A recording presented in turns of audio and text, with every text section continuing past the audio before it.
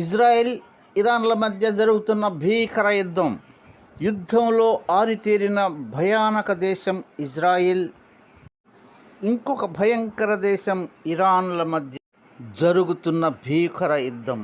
ఒకరు కొన్ని పట్టణాలు ధ్వంసం చేస్తుంటే మరొకరు ఇంధన నిక్షేపాలను నిర్వీర్యం చేస్తూ భయానక యుద్ధం చేస్తున్నారు.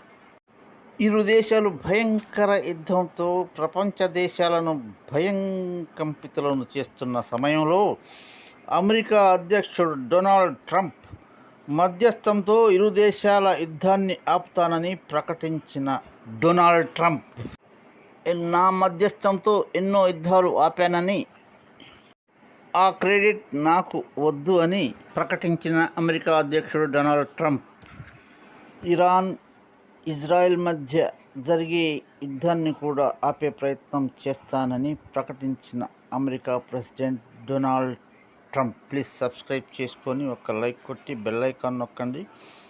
పిల్లలను మొబైల్ నుండి దూరంగా ఉంచండి ప్లీజ్.